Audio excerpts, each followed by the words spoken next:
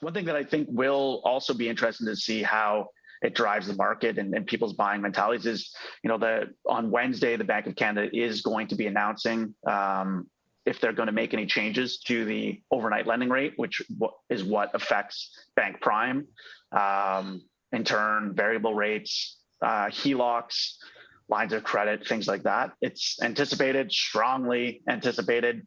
We were expecting it in January. It didn't happen. We're expecting it as of Wednesday, or it's basically almost a guarantee of a 0.25% increase.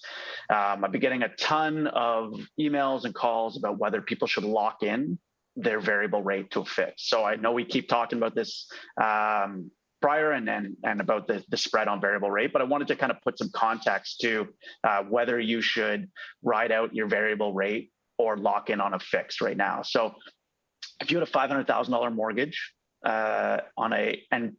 going a very conservative variable rate right now on a 30-year amortization, 1.5% is likely what you're probably around. Your payments would be $1,724 a month. If Bank of Canada increases prime by 0.25%, this will increase your payments to $1,785, an increase of $61. That's it.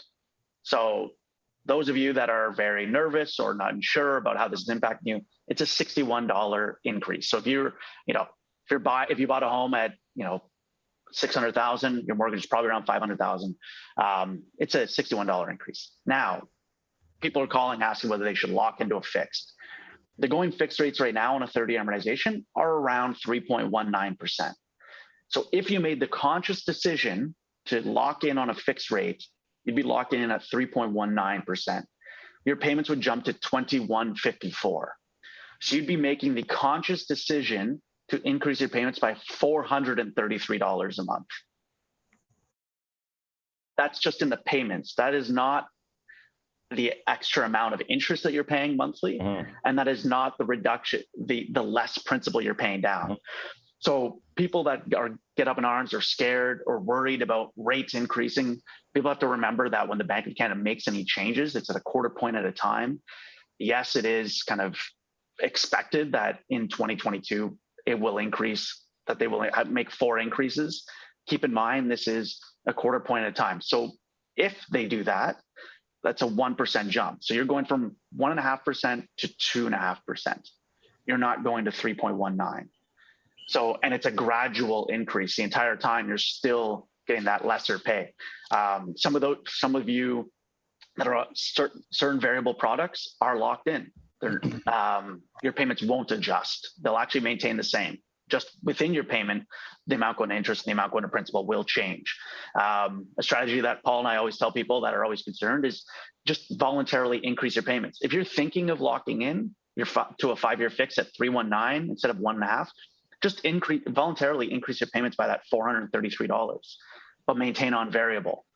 You'll take advantage of the lower payment. It'll be as if you're paying the 3.19, so you've already caked in those increases, but the entire time you're paying off a heck of a lot more principal, and you're still saving the entire time. So, it's something to be cognizant of. It's good that people are aware of what their interest rates are or what's going on in the economy and kind of following those things. But people need to be mindful of kind of the numbers and not just jumping to that locked-in fix. It just from a financial standpoint just does not make sense to do.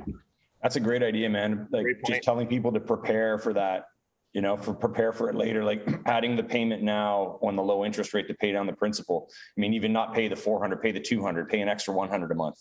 Just get into the habit of naturally increasing your payment now. And then you'll be knocking off your principal. As your rate increases and your payment increases, you won't even be affected. Yeah. If you're consciously thinking about locking in to that 3.19 and that $433 more payment, just do it.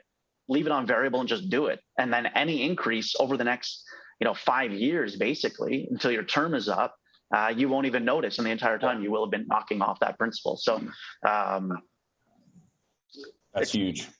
Yeah, it'll be interesting to see, what happens. And obviously the unfortunate things that are, the unfortunate invasion in Ukraine and all this going on in the market, economic sanctions with Russia, that uncertainty of how commodity prices, like this is all going to drive inflation as well. So, the ripple effects of everything. We're coming out of a pandemic. inflationary issues, and then now you've got huge commodity inflationary pressures. You know, it's it will more to come, and more to come, I'm sure. Absolutely. But yeah, regardless of all that going on, you look at the trends, and don't just take, you know, mine and Paul's word for it. Look at Google the historical trends of variable rate versus fixed rate in Canada over the last 30 years. Variable has won out every year except for two. There's a reason for that. Rates will prime increases, Bank of Canada increases, typically every 5 years, 5 to 7 years. They revert back. They do a decrease because of something going on in the economy. That's how it's been for the last 15 years, and it's likely to continue. So it's something to be mindful of as you're thinking about whether to lock in.